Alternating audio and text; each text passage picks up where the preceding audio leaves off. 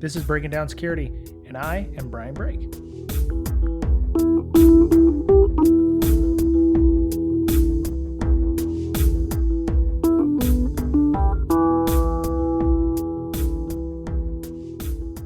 Welcome back, listener. This is Brian, Miss Berlin. What was that you were doing in there? Was you waving something? I have a gnat. There's a gnat. Is that what it was? Are you sure you weren't fanning something? Waving, that's Were you for sure. crop dusting? It's a gnat. Oh, I okay. promise. And of course, Mr. Betcher for Breaking Down Security. Hello. Hello. Hi. Oh man, everybody's ramping up for Hacker Summer Camp, aren't we? Oh, I am, yeah. Yeah, we're gonna miss it this year. Mr. Betcher wasn't invited back to Arsenal, so sadly. No. You should send a strongly worded letter to the organizers. Well, I need to get the ground game started. You need to market better. You need a should better find ground somebody game. who knows That's marketing. Yeah. Good idea.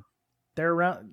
Just throw a rock and you'll find somebody who does marketing. So I talked to a marketing guy today that wanted my help because he thought I had a lot of Twitter followers and he wanted to know how I did it. Oh no. And he wanted like advice for his company.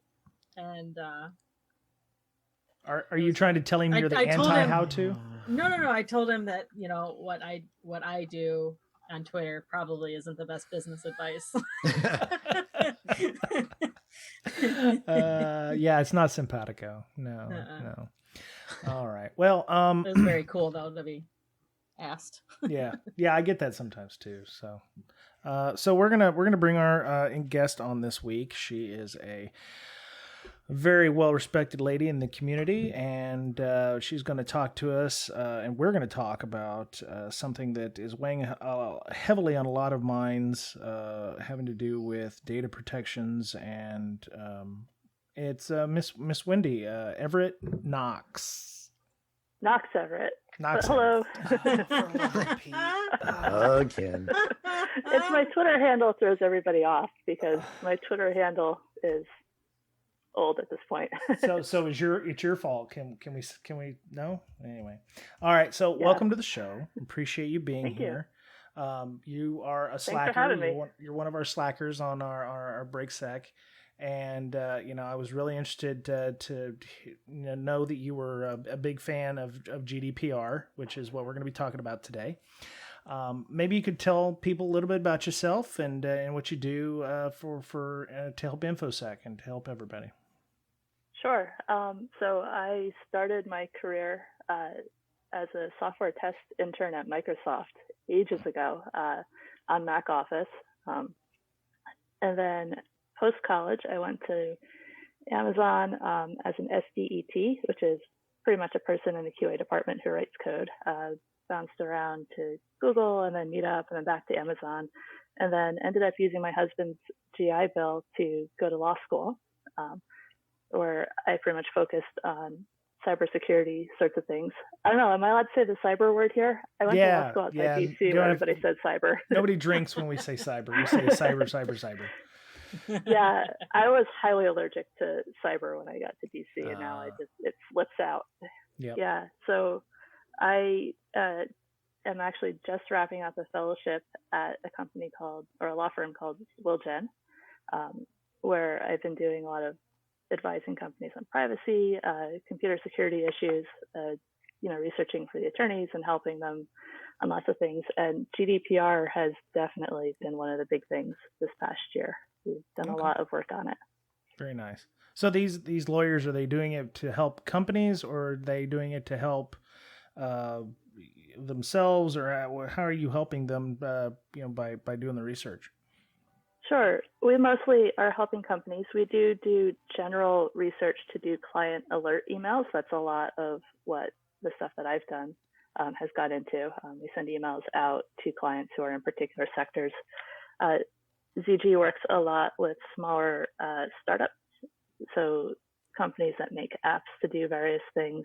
They do also have a lot of bigger software companies as clients. And so when things like the UK come out with their consent guidance, we will go in and look through like huge, massive PDFs of guidance and sort of try to distill it down to this is the sort of thing that you will probably care about.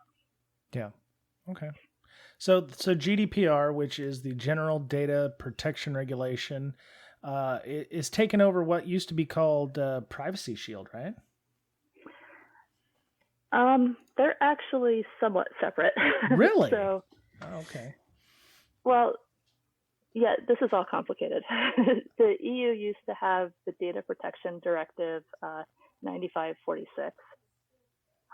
GDPR is replacing it. So we were talking about this a little bit before the show. Mm-hmm. Directives are things that the European Union comes up with basically a set of pretty detailed guidelines that the individual countries implement in their laws.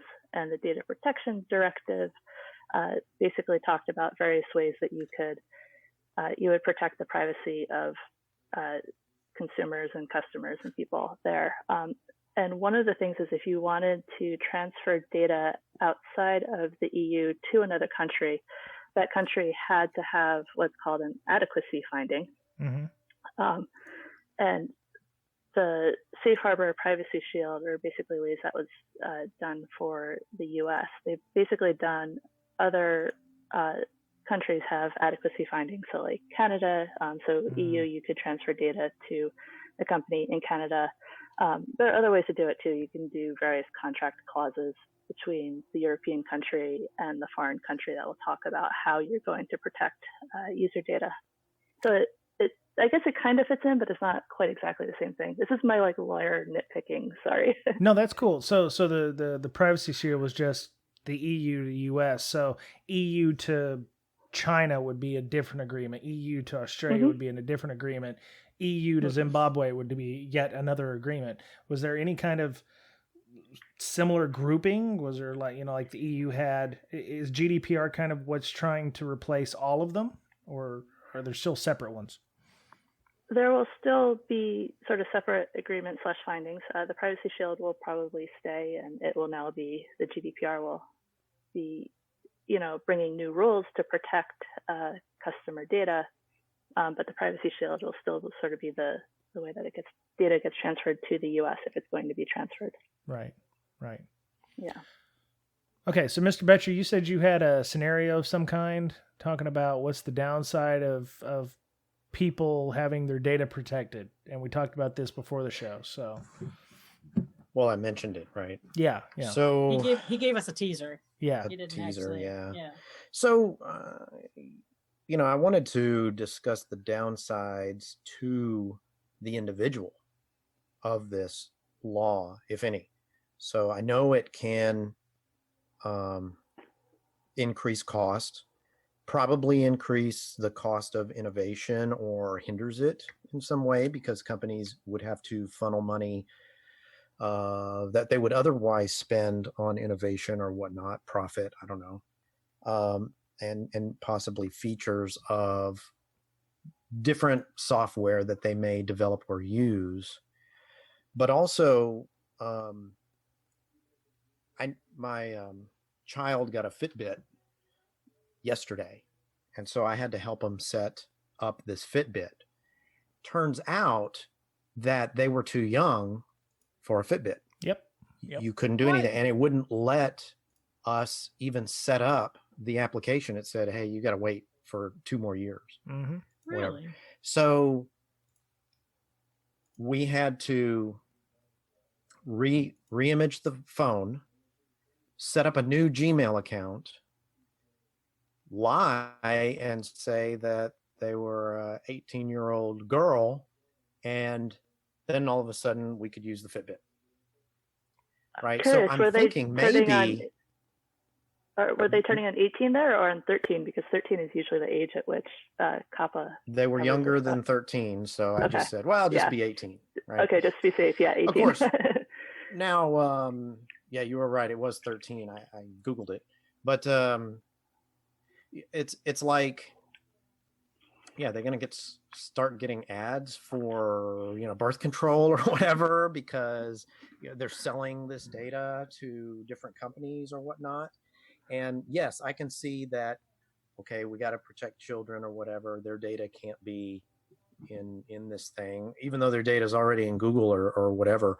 But yeah, maybe that is a Facebook. downside, that they just can't use the app then at that point. right? Yeah. And it's just a Fitbit, right? What's the harm in that? Oh, you did not just say that. What's the harm in that? There have been like murder cases where they've used evidence from Fitbits and stuff. I It's actually read kinda that. That was interesting. awesome, wasn't it? Wild. Yeah. So, yeah, I mean, there's. I'll let Wendy answer that question. So yeah, we would shelf it for 2 years or lie about their age. Yeah. Which is a downside, I think. It definitely is. I mean, there is definitely a concern that companies will shy away from implementing some cool new feature because they're unsure how it will fit in.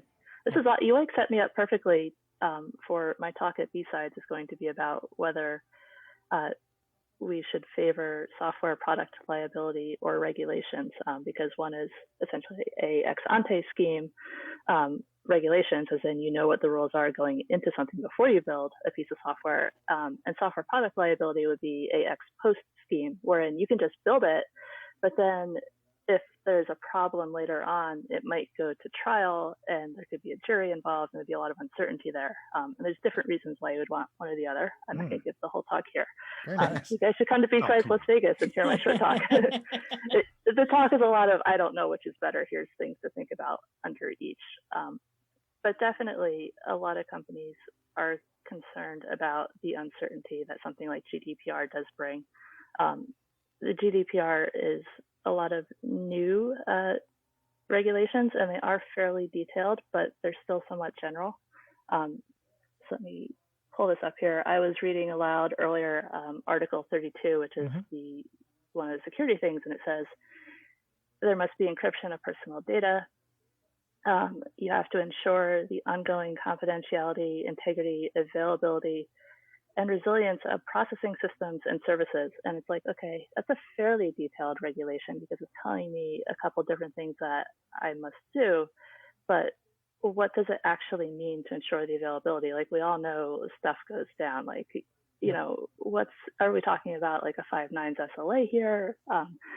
Is this a reasonable best effort? How is that actually going to be interpreted by a court if something goes in? And that uncertainty is can be sort of a business problem for companies. You know, like if you're a business, you want to think about managing your risk, and this is a big unknown for a lot of companies, and they could well shy away from doing things. I mean, what's happened a lot in the past too is companies say, well, okay, if I want to do this, and we think it violates the regulation, what's the fine? And then they think, what are the chances I get caught? And they could say, well, could I maybe just assume I might have to pay the fine? The problem with the GDPR is it has much, much higher fines, and it becomes a much more serious sort of thing to think about. Yeah. So you put in the document there up to 4% of annual global turnover or $20 million, whichever is greater. So the minimum is $20 million for a fine, and it could be up to billions. No, it says up to that cost. Yeah, up to 4%. Up to 4% or 20 million, whichever is greater. So so it caps at 20 million. Okay. Yep. Okay. Wow. Well, 20 million's that's a lot of money. It's not chicken Not feed. for some people. Yeah. I got that in my pocket here. I just throw that out. There may be companies for which like that's fine. Thank you, Patreon, right? Break. Exactly. Yeah. So all right, so we were talking about, Mr. Betcher was talking about the Fitbit with his daughter and the data that he's worried about them saving. Will this cause organizations to think more about data classification? Because one of the things that Wendy said was in that article that she had mentioned that encryption is required, but it doesn't tell you what level of encryption. So it's fairly broad in some of these requirements. So if you can say, well, this data is only important for blah, so we only put triple des on it, or we only rot 13'd it because it's really just somebody's name. Is level classification or is incident information classification going to become more important under GDPR? I think it probably would, because the GDPR does definitely make distinctions between sensitive data. There's the concept of data that is publicly available. It does understand that companies have data about individuals that it did not necessarily directly get from the individual. And that is definitely something that companies would have to think about. If you read a lot of the guides for businesses about what's the first thing you should do as you're getting ready for GDPR, they recommend you do an assessment of all the data that you have. And those can be really hard for businesses. You know, do you know all the information that your marketing team has? Do you know all the information that your IT team has? You know, like what are they logging from firewalls? Like that can be personal information under the GDPR. Yeah. Yeah. So, I'm looking at one part, accuracy. Personal data shall be accurate where necessary, kept up to date. Wow, that is, you said earlier it's detailed, but it's kind of detailed to the point of vagary, right? Because kept where necessary, kept up to date. What does that mean? It should be accurate. What does that mean? I mean, what if the client or the individual wasn't accurate in theirs and define accuracy? I mean, this kind of, to me, ensures that well-paid lawyers remain well-paid, right? It's just, man, it's just a don't poke the tiger. With Don't poke the tiger. Jeez. Yeah, well, there is a right basically to have your data corrected, as well as the right to have your data exported and have your data deleted. And if you go to a company and say, hey, you have this inaccurate data, I would like it corrected, and you as a company have shared it with, say, there's another company that helps you keep your records, you have to then tell that other company about it, and you have to do it within a fairly short period of time. Yeah. And sometimes there's a lot of those companies, you know, even for a small business, you may have, you know, outsourced upon outsourced that you may not even know where any of the data is in the end, you know. That's why they tell you to start with an audit. Yeah. So third-party business agreements will be more important to keep track of who has the data, who is sharing the data. Compliance teams are just going to get bigger because they got to answer all the questionnaires from their third parties. And wow. Yeah. Yep. So all of these don't have a specific timeline. So, you know, it says personal data will be kept accurate and necessary up to date. Is that based on what the auditor determines is a due diligence kind of thing? Every year you're supposed to go and make sure that people are updating this, or will there be mechanisms on web applications go, okay, you know, you haven't updated this in, 12 months. Maybe you should look and make sure the phone numbers are correct. What are we talking about? Or is it something entirely different? I'm actually not sure about that one. I mean, countries can definitely sort of build on this, and it could be that a country could choose to put some requirements onto that. There are, my find is on the GDPR text is not working at the moment. So I'm going to speak from memory, and hopefully I'm not too inaccurate. I think that there are some things like the request for data deletion that you have like 40 days to comply with, I think. Wow. And it's 40 days or like some reason why you can't do it that quickly. And you have to pass it along to your subcontractors and so forth. Like they're fairly short time periods for most businesses. But yeah, it's unknown how that will actually be enforced. The way that the idea, as I understand it, is that individuals can bring a case to a court and say like, hey, you know, for whatever reason, I asked for this, it didn't happen, and it will go up in the same way that the Shreem's case brought up right to be forgotten.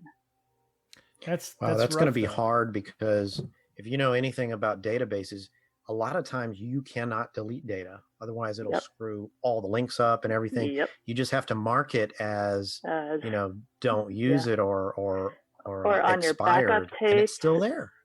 Your backup tapes and everything. I mean, there is, and that could get expensive. There's basically a, you know, to the extent reasonably possible.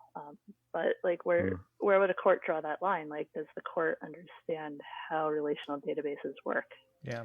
Yeah, really. Well, in another case, I mean, how many people are actually going to take a company to court and spend the money to have their data forgotten? I mean, for 99.59 worth of people on the earth, they're not going to take the time and effort to do so. They're just going to assume in good faith that the company has done what they were supposed to do. I mean, only if I would say that these kinds of things, or data erasure or whatever, is going to be for extreme cases. Am I wrong in this assessment or thoughts? I mean, it matches what I would assume, but I don't know. Yeah, I mean, some of this stuff, it seems like probably wasn't needed to be put in here and made it needlessly complicated. I don't know if this was drafted by politicians or whatever, but it just doesn't seem like there was a really good handle on some of the stuff that was involved with this. Yeah, well, I mean, you can also say that the European countries have a very different view of privacy than the US does. It definitely is a different viewpoint there than there is here. Like here, I know, shocking. We have some sectoral regulation of a few verticals, and they have had a very different viewpoint of it. They also, I mean, they vary in other things too. They have like moral rights and copyright. And so you could say there's a lot of sort of the philosophy of the person that you can see a little bit more in European law than you see in the way that we do things here. I mean, and they don't have the First Amendment. So a lot of the problems with the right to be forgotten in the United States is the First Amendment. And that's not at play in the EU in the same way. Yeah. So I see words like adequate, reasonable, lawyer wiggle appropriate, words, yeah. right? Yeah. It's Who just decides like so that? vague, right? Yep. It's left up to the auditor. Does the auditor believe it was adequate? Does the auditor believe that it was reasonable? But what if the if the auditor believes it's reasonable, but it wasn't, and it makes it to court? I think that's where companies will have to take the auditing company to court and go, hey, look, we showed good faith, 35 days. Here's the process we followed. It took us 75 days to get, Sir Richard Branson removed from all of our databases, because he's got so much data, I think that it may cause more litigation for companies as well as possible auditors. So the auditors are really going to have to be stepping up their game as well. Yeah. I mean, a lot of the problem with trying to create regulations to govern technology is that they want them sort of loose and vague enough to not be tied to technology, like the very specific piece of technology, because you don't want to have to go through this multi-year process, when like a new version of Windows comes out. But then in doing so, you have to use words like reasonable that are basically so wishy-washy that there's not necessarily always agreement of what that actually means. Yep. Yeah, before the show we were talking about reasonable and all those, and I brought up the fact that HIPAA does a lot of that as well. You've got reasonable encryption standards or adequate or whatever, and they have what's called addressable requirements, which are not, you must install a Palo Alto firewall with something other web proxy. It's like you must have something that filters web content. You must have something that, separates your network segments or whatever. They don't care how you do it. It just needs to happen. I've noticed a lot of parallels with HIPAA, at least in the U.S., which is the health. Something portability and something act. It's killing me. Something. It's like I'm humming a song or something here. Health Insurance Portability and Accountability Act. The I got me. Yeah, It killed me. So, they have attestation. They have, if you want to take your information out of a hospital, you have the ability to find out who all has looked at your data. They don't have a right to be forgotten kind of deal, but I see a lot of the same kind of language that I'm seeing in GDPR. So it doesn't seem to have fixed the breach issue in the healthcare industry. So I'm wondering about the breach issues overseas, because one of the things that I noticed and read on Wikipedia's side about GDPR was you must notify people within 72 hours of a data breach. Now, it doesn't say within 72 hours of us noticing there was a data breach, 72 hours within a data breach. Well, 72 hours with a data breach or some reason why it was not within 72 hours. And I mean, I would hope that we didn't know that it happened would be a valid reason. Although then you could say like, well, did you have adequate monitoring and so forth? Yeah. Well, I mean, as we've seen in numerous breach reports over the years, the average breach noticing is like 200 and something days. So that ship has sailed. The 72 hours. Even once sailed. Yeah, once you know that there's a breach, you still need to figure out what happened, what data was taken out, what did they really get access to before you can notify people. Yeah. It's a very aggressive timeline. Yeah, and as we've seen with a lot of companies who have data breaches, it takes them 72 hours just to tell people that there's actually been a breach, let alone what exactly has happened. I mean, it's been a couple of weeks and we find out, the first words out of their mouth is no customer data has been accessed and whatever. And then a week and a half later, we have, there might've been a small number of people. So, I mean, this is going to require a lot more responsibility in reporting these things. You can't just, wait 72 hours and say, yes, we've been breached. And then, the fines, when do the fines happen? Is it when they get breached, or is it after, they've decided that, they've, the extent of the breach? Is it just the fact they've been breached period causes the fine, or is it what has been breached? If it's customer data, if it isn't customer data, do they still pay a fine? That one I'm actually not sure about. I think, a person could bring, a complaint saying that the 72-hour notification rule was violated. Yeah. And it could go, I'm not positive on at what point they would go trigger it. I mean, it would seem that it should be like the HIPAA security rule sort of thing, where just the fact that you were breached does not trigger a fine. It has to be, you were in violation of something and they found out about it through the breach. The 72-hour thing is starting to be, I don't want to say it's a little more common. It's also in the New York Department of Financial Services new cybersecurity regulations. Okay. They do 72 hours too? 72 hours to tell the superintendent, I believe. Okay. All right. Because I was thinking that 72 hours is kind of short. Yeah. Yeah. I was kind of hoping it would start to be a little bit longer than that. Yeah. I believe the NYDFS ones are supposed, within 72 hours of you realizing something might have happened, you should tell them hey, we are going to go investigate. And then it keys off of that. So it's not telling individuals, we know that your birth date and last four of your credit card were accessed. It's, hey, we think something could have occurred. Okay. So one of the articles that we saw was, I don't know if it's FUD or not, but there were people that are worried that because of the massive amount of fines that companies may try to cover up the fact that they've been breached. Because you said the maximum is 20 million, which for Microsoft, that's not a big deal. They probably paid bigger fines over the Internet Explorer lawsuit. But for some companies that could be something that just destroys them. So is it, obviously 20 million is the max, but it's kind of a game changer. I think if you get caught trying to cover it up, you'll definitely be charged the max. Yeah, these are up to. At the same time, up to 4% of your worldwide growth. That's something serious. Yeah. Yeah.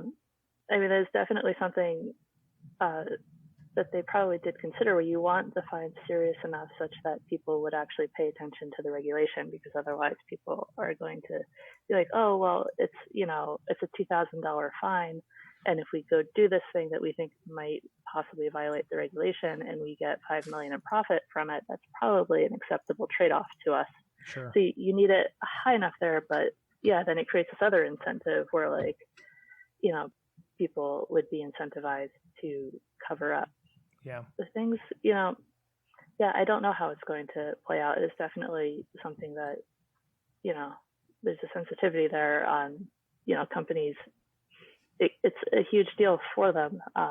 It would probably get them into much more trouble if they did try to cover up than if they were like, hey, we had this breach, here's how we were attempting to do adequate security, and this particular issue happened, and to come clean and cooperate. That would definitely be the best advice to a company who found themselves in a situation, but I do understand where the fear is coming from. Mm-hmm. Yeah. And it's kind of like that, lower down in the businesses too, right? So just like with, if you put a lot of security controls around something, they're going to try and get around it. Yep. right? It's the same concept. If you put a whole bunch of fines on it, they're going to try and get around it. Yep. Yeah. So for companies that are now in the cloud, and we've got a link in the show notes to this as well, cloud compliance or cloud computing and AWS and your Googles and your Azures of the world, for some companies, where the data is being stored in those clouds becomes very, very important, right? Because I mean, with AWS, I know, because from personal experience, you can tell Amazon, I only want my data in a specific availability zone. But if you're using something like, and please email us, bds.podcast@gmail.com if I get this wrong. But from what I understood from like Google, the data is basically put everywhere in the world, which can cause some issues if you're using Google to store customer data, because that information can be put pretty much anywhere in the world. I don't know if they have the ability like Amazon to say, well, we only want the data stuck in Germany or Singapore or what have you. But knowing where the data is being put in the cloud is going to be very important for your compliance people, right? Yeah, so the GDPR brings in the idea of data controllers and data processors. This should be totally familiar to anybody who's had to take the CISSP or who works on this sort of stuff. And so basically, the Amazon in that instance would be a data processor, as are all the like plugins and so forth that you might be using on AWS are basically data processors, and the processors have requirements under GDPR that are pretty new. Like if they discover that there's a data breach, they need to notify the controller, who then would go notify. And so it does basically impose a lot more requirements on companies that have not particularly had to do this. Yeah. If they're in sort of the healthcare world, this is sort of analogous to how you have to have a business associate agreement. And so we're moving, the GDPR moves you sort of into that sort of paradigm where you need to have these agreements with everybody who gets the data. So you don't, when you get data from a consumer, you basically have to tell them, these are things we're going to do with your data, and then you hand it on to a processor. You need to have an agreement with them that talks about like how to adequately protect it, what the data can be used for, under what sort of consent regime or whatever, like this data is being processed, because you can't process the data without like a particular, like one of the allowed reasons under the GDPR. Yeah. So you said the user consent thing, is that going to be like the EULA that nobody reads?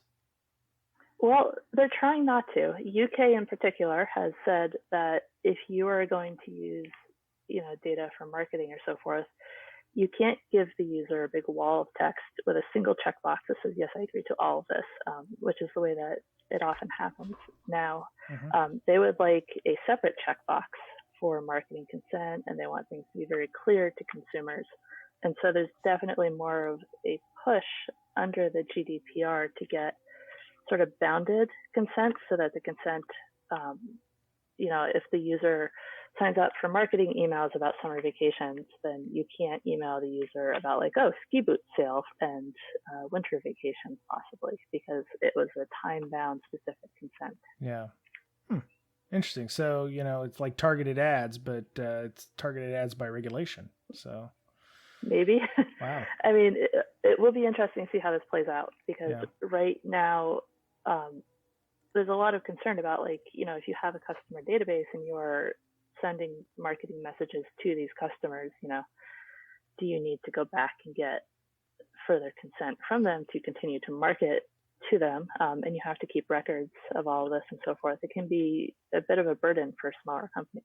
Yeah.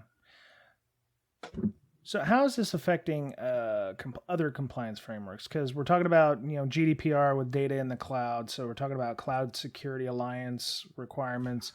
If you're doing business, you're going to have to deal with things like PCI. Medical is going to have to deal with HIPAA. Is GDPR affecting, at least in the U.S.? I'm sure there's other frameworks elsewhere that overseas. How is that? Is GDPR affecting our frameworks over here in the States?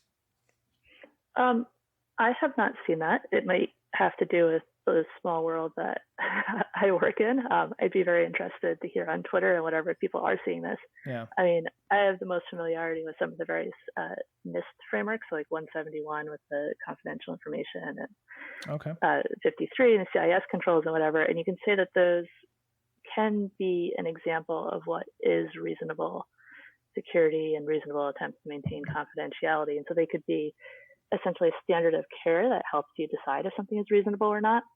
And so they would sort of fit into the GDPR in that way, or fit into like the New York DFS regulations or something. Nice. It would be interesting to see as, you know, new standards come out, like whether they do start picking up some of the ideas from the GDPR and reflecting them. It'd be nice if there were a framework that could encompass a lot of these different standards, including this one, like an ISO or something, that a company could say, well, we're compliant with this, so therefore we're meta compliance. Yeah. Yeah, I mean, there are those spreadsheets out there that map various compliance frameworks to each other. I have far too many of them. Yes. Those Excel spreadsheets on my laptop. Sometimes I curl up with a hot cocoa in my hand and I make those. Yep. Can you publish those? Sadly, no. To help everybody? If you go to the audit scripts that, oh gosh, do I still have this bookmarked? There's a website that has a bunch of these that has sort of a mapping between them, which has been very helpful. Cool. We'll put them in the show notes. Is there already GDPR insurance? You know, if you don't want to adhere to these and then you all of a sudden get nailed. That's what lawyers are for. They're your insurance. I'm not aware of them, but I don't do insurance law, so I don't know. Yeah, which should also be I totally spaced on this earlier. None of this is legal advice coming from me. Oh, really? I was going to Totally put that disclaimer in the show notes. It is coming from me, though. Yeah. Fabulous. So it says in there, so minimum technical measures under the GDPR, real-time protection, antivirus, anti-malware, and anti-spyware software. It says you have to have it, but does it have to be installed? Does it have to be running? Does it have to be updated? Do you have to do weekly scans? You know, there's a lot of things that I get pushback sometimes from different departments saying, well, it doesn't really say that it has to be running, right? It's installed, so we're compliant, right? That's the whole compliance versus security. Yeah. Well, doesn't that kind of drive the industry? I mean, seeing that stuff inside the GDPR, all these anti-malware, companies are like, woo, now we're safe for the next 20 years because it's required to have a product like that. This kind of talks like the PCI stuff. It's like Section 8 is all about passwords, but then, the password requirements there are arguably old and outdated, Yeah. It's like saying antivirus. We need antivirus. So, Symantec and McAfee are like, whew, thank God. Now we're good for another 20 years. That kind of thing. Yeah. What happened with the OWASP top 10 was it you must have like a web application firewall in there now? And it's like, who's the one pushing for that? Yeah. Who's pushing the industry? I mean, when this was drafted, do you have any idea of who was involved with that? Were corporations involved with this to make sure that there was some kind of sanity check in there where, governments can say they do this, but then companies to be like, oh, hey, that doesn't make any sense. You probably need to work on that. Here's a bucket of money. Please make that changed. Or there were no lobbyists involved in the creation of this document. Oh, totally. I am not that familiar with how European legislation gets through. I do know they use I cannot pronounce the word correctly, rapporteurs, and various countries have inputs and so forth. It's a whole complicated process, and there are definitely folks who are seen as more business friendly who go and try to shift the text a little bit. There are definitely folks out there who can talk to you for hours about the process of this.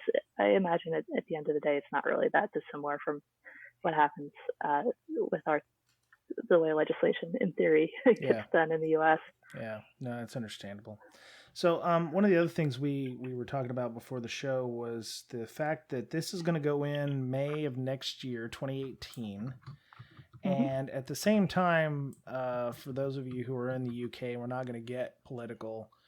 Brexit is happening now. Whether or not it actually happens or not is, there may be ways around it or loopholes that gets them out of it. But there is a dead drop where the UK will no longer be part of the EU.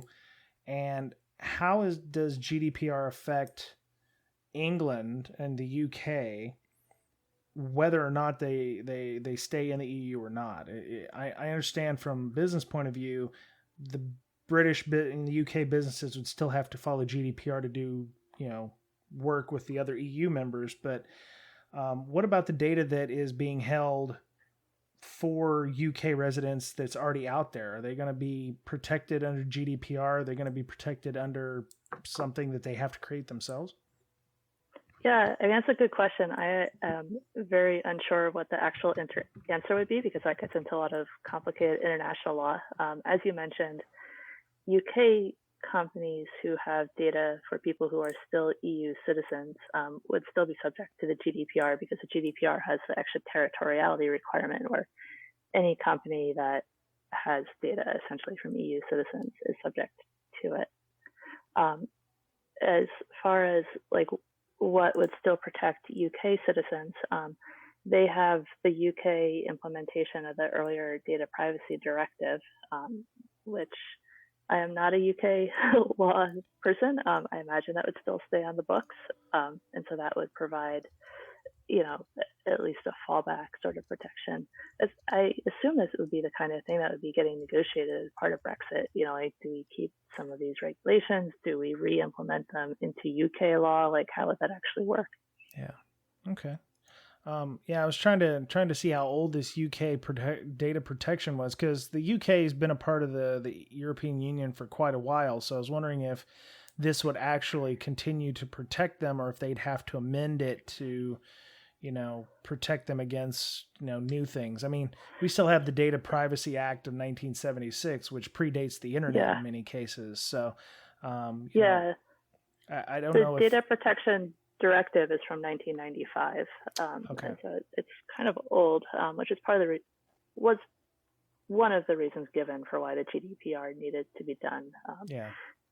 They wanted to standardize things because the directive is implemented in various countries slightly differently, and the regulation in theory should be much more similar across all countries, but also it's newer and it can, in theory, more effectively address advances in technology. Yeah.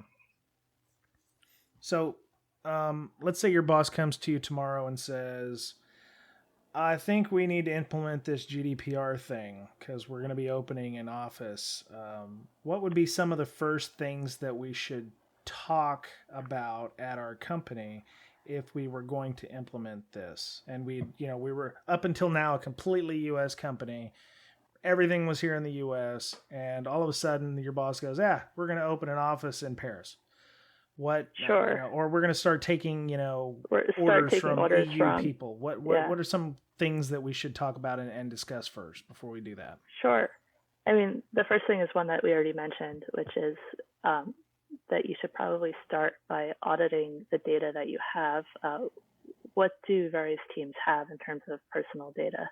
Are any of those sensitive types? How are they being stored? And so basically, doing a pretty standard data mapping walkthrough so you understand all the information that you're holding.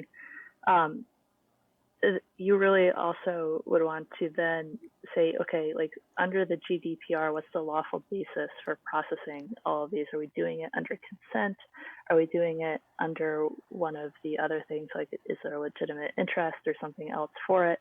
If it is under consent, which is probably one of the most common ones, do we have adequate consent from users? There's the question of, do you need to go back and get consent for for data that you already have? Most of what I've read has seemed to say no, but that's somewhat unclear. Definitely develop an incident response plan that can handle, what's going to happen if there is a data breach. as you're designing new products or working on what you have now, start thinking about sort of the data protection by design, the need to start doing de-anonymization and encryption and so forth. And you also need to figure out who's going to be your data protection officer. The GDPR requires that there be one person for each company. It can be an employee or a third party who you hire, who is the person who takes responsibility for all the compliance. And finally, it wouldn't necessarily apply in this scenario, but it does apply for some companies. They need to, if they're in various different European countries, they need to basically figure out which country they will consider their home country, and they will be under essentially, under the specific rules for that country if they conflict across the various countries they're in. So if the office was in Paris and we're taking orders, or we've got German employees, we'd have to comply with both the French version and the German version? No, actually, this makes it, under the directive, I believe you might have had to.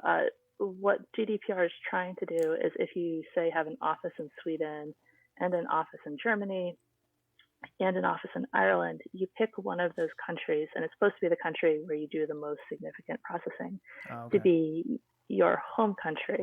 And you basically, if you need permission for processing, you would get it from the data protection people in that country and so forth. Would it make sense for you to go, okay, we're going to, start doing business in England or Europe, all the data should stay in Europe instead of, hey, we're going to bring it back across the pond over here to the US? Would it make more sense to just leave it in the UK or EU? It could. I mean, if you're going to transfer it, you need to be transferring either, under one of the findings of adequacy. So like, Canada has a finding of adequacy to transfer data, although there's currently a question about whether they'll keep it under the GDPR, or the company that, when you do the transfer, you basically can set up contract clauses that will set up, the protections for it. This is not an area I've done a huge amount of research and work in, so I understand, you need either the adequacy finding or the contract clauses to protect it. And there's pretty standard EU ones that you can use under the data protection directive. So here are sort of boilerplate contract clauses that you can use. And I believe it should be pretty similar. That would definitely be something that, if you're going to do that, obviously your firm's attorneys would be, making sure that you're doing that under adequate protections. Okay. So get a good lawyer, make sure that he understands GDPR, or get Miss Wendy, hire Miss Wendy. She'll teach you. No? They should definitely go to Zoljan. Okay. All right. Very cool. Miss Amanda, Mr. Betcher, do you have any other questions or thoughts or anything? Nope. Well, there's a few things I see under here that they may have worded without really good advice. For example, let me just go back to the antivirus. It says real-time protection. It doesn't say anything about weekly scans or regular scans, right? So if a piece of malware that doesn't have a signature yet in the antivirus world, and we all know that they get those signatures from the same place, it's the same database, somewhere in Israel, I believe, and at the time it's loaded onto the machine, it's not considered a virus, but yet maybe a day later it is, but you're not running those daily scans or weekly scans, you're never going to pick it up. Politicians just fell asleep when you tried to explain that, dude. They don't Exactly. care about that stuff. It's all trickling down, man. They're worried about the overview stuff, which for them is not, antivirus and stuff. I mean, they're just reading all the buzzwords and putting that in. And so, it's in almost every one of these clauses that you can nitpick it and just rip it apart to where it's meaningless. Yeah. Right. From a security standpoint. Well, I mean, and I guess it's, best effort or whatever. Auditors are going to play black and white on that. So, I mean, you can either, Miss Wendy laughs, but auditors will sometimes play hardball with that stuff, So, I mean, it depends on if you've got a good auditor who will be willing to work with you, or an auditor who's like the word of law, man. So I mean, the word of law and how they interpret it. Their word of law, yes. Yeah, their word of law. Yeah. And I mean, if this goes into a court and gets argued, then you're going to have to try to explain to a jury or a judge or to a regulator, hey, I was following this standard. This was a industry practice that I was doing. Yeah. Reasonably, I did what was reasonable, or and unfortunately, if you're in court, what reasonable may, for 12 angry men or women is it's not going to be what you consider reasonable. So, all right. Well, Miss Berlin, do you have anything else? No, I do not. Well, Miss Wendy, I appreciate you coming on the show. I'm glad you were able to get on there. So you mentioned earlier in the show that you were going to be at B-Sides Las Vegas for Hacker Summer Camp. Is there anything else you're going to be doing there? I am. So I'm helping Cat Sweet run the Lockpick Village. Nice. Tuesday at 6:30, I'm giving my talk on basically regulations versus software product liability. So we're going to get into some economics of these various things.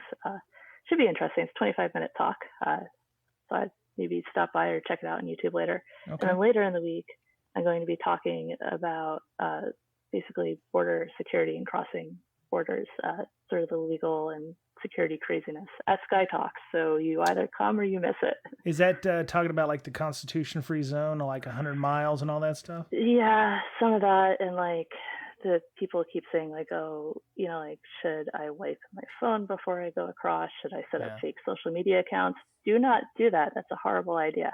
I don't. Anytime they ask me, I'm like, I don't have a Facebook or anything.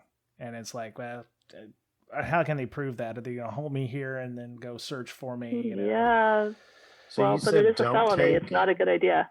It's so probably you said don't take felony. a burner phone and all that? Well, you see, now we're getting into the Sky Talk stuff. You should come to the Sky Talks. God, I really want to come. Maybe next year I will definitely do DEF CON and B-Sides. Yeah, I mean, so here's the thing. If you're a U.S. citizen, you have a right of entry.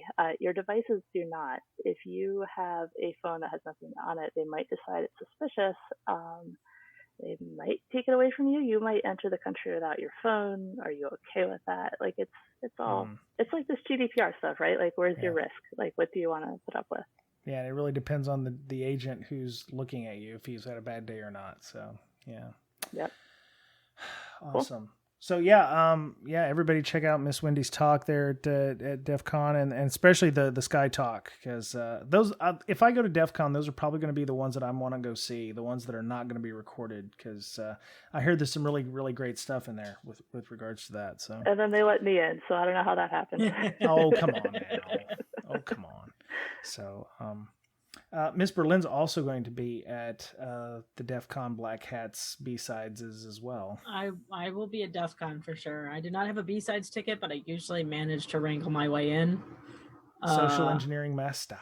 Oh, yeah. Yeah. I got on some list last year that got me a ticket. I don't know. Oh, very nice. Are you going to be speaking at B-Sides or anything? I'm not speaking at anything. We a group of us put in a panel for DEF CON that got shot down. Oh. We're going to do an author panel, but yeah. Well, maybe we can do the panel here. I'm a goon this year though for the second year, so nice. I'll be working the whole time. Okay.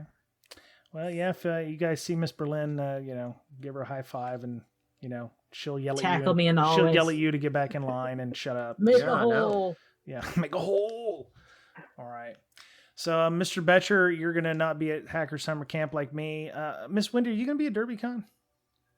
I am unfortunately probably not. I am starting a new job in late August. Where are you going to be moving to? As if he didn't already know. It's not quite public yet, but it's going to be very close to you. I know. You mean you might be able to come to CSEC East? That's the plan. Man, I'm telling you, we got a lot of people moving up to Seattle. Mr. Domko, who we've had on the show before, he's going to be moving up here. He's taking a job. which is very cool. I hope I can say that. I might want to find out. Uh-oh. Okay. We're Find out before you publish that. perfect top of the hour. I can edit that out. So, but yeah, there's a lot of people who are moving up here. So that's awesome. So You'll forget. Swell our InfoSec ranks. Mr. Betcher can move up here too. It'd be nice. I'll move over there. I just need some things taken care of. You mean like money? No, it's a little expensive. Yeah.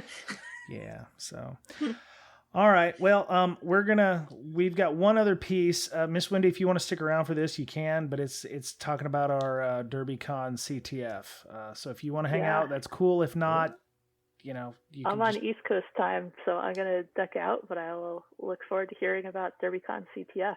Awesome. On the all podcast. Right. All right. Thank you, Miss Wendy. Have a good night. Thank you. Thank you. Have a good night. Oh, wait. Before you go. Oh. How do we get a hold of you if we wanted to talk to you about GDPR stuff? Points of contact. Sure. I am on Twitter. My handle is @WendyCK. Okay. And linked from that, I have my domain, wendyk.org. You can basically email anything at that domain, and it will arrive in my Gmail inbox. Awesome. Okay. Cool. Awesome. Thank you. Have a good night. Thank you, guys. Good night. Later. Bye. Okay. Now she's gone. We can be evil again. I felt weird about, having a lawyer on, so felt like I need to have my Miranda rights read or something. Anyway. Yeah, she's I was really stoked to find out she may be moving up to this general area of which I'm in right now. Anyway, so all right, so this is the moment that all of you have been fast forwarding through to find out about. Sadly, you should listen to the talk with Miss Wendy. It was excellent.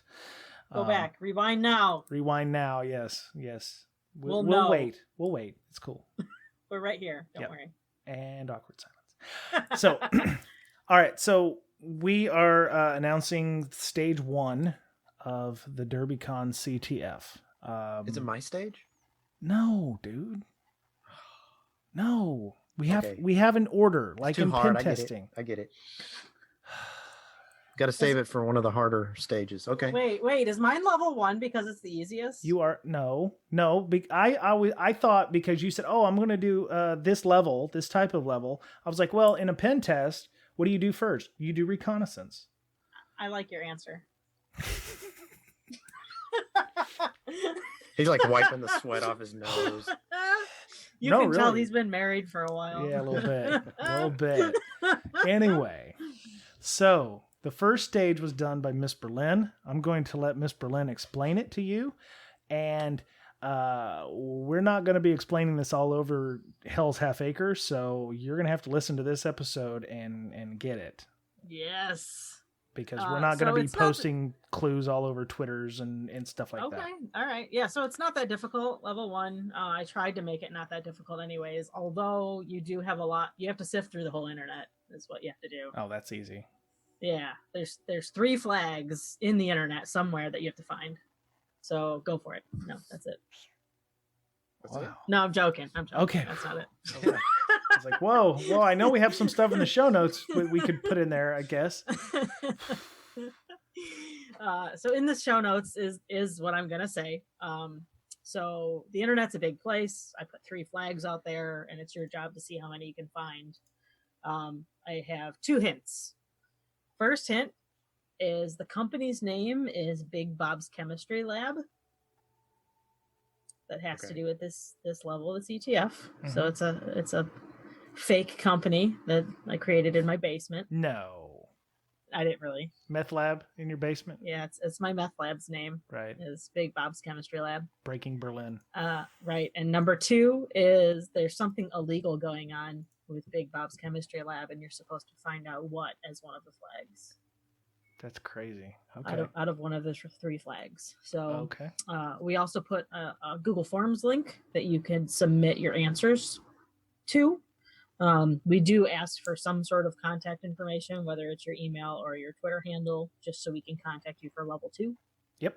But once you find the 3 flags, go ahead and submit them, and we'll add it to your total That's for right. the CTF, and then you get level 2. That's right.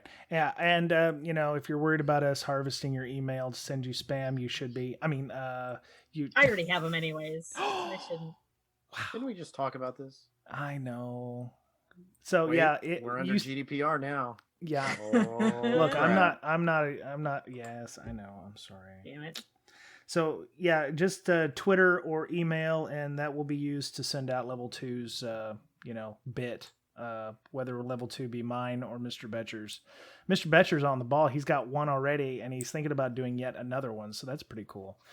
I don't know how far we'll take this, but we would like to have it done by mid-August, so that way if people can still buy unnecessarily expensive flights and maybe try to stay at a hostel somewhere.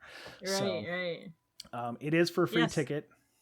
The idea I got this from is I took Chris Hadneggy's course on social engineering in OSINT 2 years ago now at DerbyCon. Yeah. And he had something similar, but at a way bigger scale. He knows a little bit about OSINT. Yeah. I cannot believe the amount of hours that him and other people probably put into creating fake personas on the internet. Now you told me a story. I don't know if we can put this on. Let me look at my time check here. Okay. You said that he has an entire fake company? He does. He has a whole fake company with real people working for him that don't know that they actually work for a fake company. Correct. My mind just. Do they pay taxes? I assume that not the fake company. The fake company doesn't pay taxes, but the real people must, because they're getting money from. They get a salary. Yeah. What kind of company is it? I'm just imagining like a coffee barista or somebody working for a fake coffee company or something. I don't remember the kind of company it was. I think it might. Yeah, I don't even remember. Well, let's not. If he's giving out the class, I don't want to spoil anything for people. I think it's still part of his class, but it was probably one of the funnest CTFs I've actually competed in. God, man, that dude. Yeah.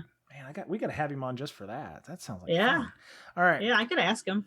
All right. So, Big Bob's. No, I'm sorry. What is it? Big Bob's Chemistry Lab. And Big Bob is doing something really illegal. Find out what. So, and then submit the flags to the Google form that's in the show notes. You must submit the stuff in the show to the form. Yeah, don't send me texts or tweets or whatever with your flags. No 3 a.m. tweeting to. So there's just Amanda. one flag. Yeah, there are three but flags. In the forum, there's only one. Well, how does that work? Submit it 3 times. Okay, so you put your name, your Twitter, every time you put the same email. And then you put one flag, submit, then the next one with the same info, submit again. Yep. And there's also a spot on where you found the flag, and that's required as well. Cool. Yeah. And she has all the answers. So, yeah. We'll do a post-mortem after. Chemistry lab actually is answering. All they do there at the chemistry lab is sort out these Google forms, right? And put names to faces and answers to emails. That's exactly it. Right. That's exactly it. All right. So, submit. Yeah, I already got Miss Wendy. So, Mick Douglas, we recorded this on the 20th of July, but we just did the first class with Mick Douglas in his PowerShell class. It is phenomenal. It was a how-to on PowerShell, but we're going to get into some really deep dive and stuff with some defense frameworks. It's going to be some really great stuff. So there's still plenty of time for you to join. You just missed the first class. We'll probably lock it after the end of the second class, but it's $20. It's actually going to be $40 because it's going to go over 2-month period. So it's going to end in mid to like the 3rd week in August. So the way Patreon does things is it charges you at the first of the month. So it's really a $40 class, but you're going to get charged $20 at the outset. We have a video option. It's going to cost $20 for the videos, all told. If you want to join our class, get on our Patreon at patreon.com/BDS_podcast, and you can, or go to show notes. It's in the show notes, and sign up for the class. And, we had 14 people in there right now. We have 25 people signed up. I'm sure they'll show up after this class because they thought this was going to be uber simple, but I learned a lot from this class, and I don't know a lot about PowerShell. So if you don't know who Mick Douglas is, just Google him. He is legit. He is awesome. He does SANS courses for a living, as well as works for Binary Defense, which is Mr. Kennedy's defensive arm of his empire.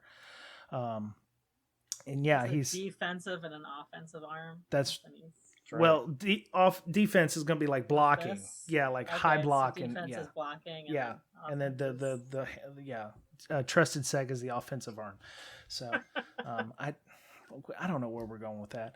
So me neither. Yeah. So So you got your DerbyCon CTF stuff. Go forth and hack and do Google searchings, and Google is your friend. Mr. Betcher, LogMD came out with version 1.2. Isn't that awesome? Oh yeah. That was a relief. Wow, so excited.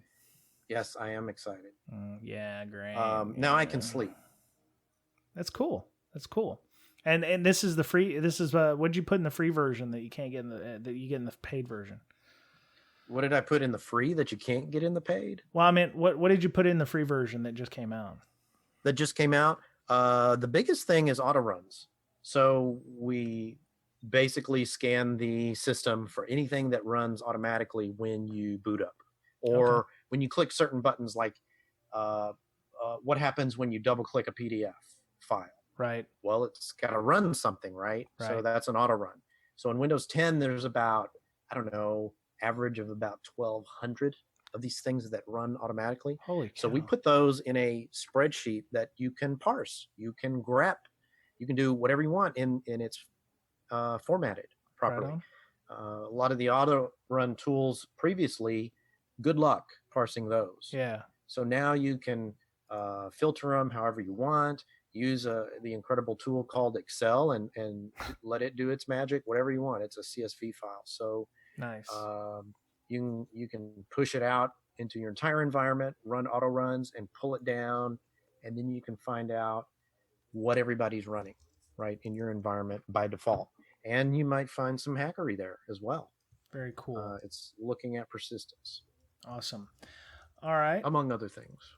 So yeah, you can go find that at, why don't you just give out all your contact information now so we can get this all done? And sweet. You can hit me up on Twitter. I'm at Betcherpwned, BOETTCHERPWNED. And if you're interested in LogMD, just go to log-md.com. Nice. Okay. Miss Berlin, same thing. If people want to try to harass you for more hints and stuff on the CTF. They're not going to get any more hints. Wow, harsh, man. You can hit me up at @InfoSister on Twitter, INFOSYSTIR. Awesome.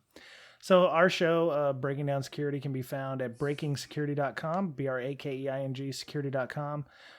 You can follow me on Twitter at Brian Brake, BRYANBRAKE. BreakSec podcast is at BreakSec. BreakSec, BRAKESEC. It's a whole thing with the whole breaking thing where it's my last name, BRAKE. So we're on. I finally get it now. We're gonna annual employee training is gonna have to commence again, I guess. Put the brakes on security. What? I can't hate that. Actually. Oh my God. Now everybody under 20 just completely left the podcast. Yeah. They're not cool anymore, but they use Facebook and stuff. So we have a Slack. We have a very active Slack. As a matter of fact, many of you have probably just recently joined us because you had to get on the DerbyCon ticket auction, which we have currently going on. It's about 5 hours old. We just started it. Sorry that you didn't get the ticket because it ended on Friday the 21st. You can try again. Talking in the future. Yeah, we're talking at you from the past. So you can sign up on our Slack. We have a lot of people. We have a lot of channels. Pen Test channel, an OSINT channel. The PowerShell class, if you were attending it, also has a dedicated channel to that. And if you don't go to the class, you can still come in and talk about PowerShell stuff with Mick. You can sign up at breaksec.signup.team, and that our fancy little bot will send you something in email, and then you can sign up and join us. So our general tab has about 500 people. Some of them are inactive. That's bigger than most small towns. I know, right? I only had 1,300 people in the town I grew up. And a lot more intelligent. Ooh, Wow, shots fired there. All right. Well, we have to go. I have to go. I'm tired, and I volunteered today to clean up a beach, so that was rough, and I've got dirt under my fingernails. Aww. Need to go get a mani-pedi, I think. Aww. So, all right. I'm Brian and Miss Berlin and Mr. Betcher. Thank you for listening. Amanda's like, I've had dirt under my fingernails for like months. Yep. And Wow. that's why they were like, okay, you're head goon. Your head goon. Well, she doesn't Head mind goon. throwing down, so that's why. I know. Fist of Don't mess fury. with- I mess with it. can't say that. Never mind. Continue. So that was it for this week on Breaking Down Security. Be nice to one another. Have a safe week, and we will talk to you again real soon. Bye. Bye-bye.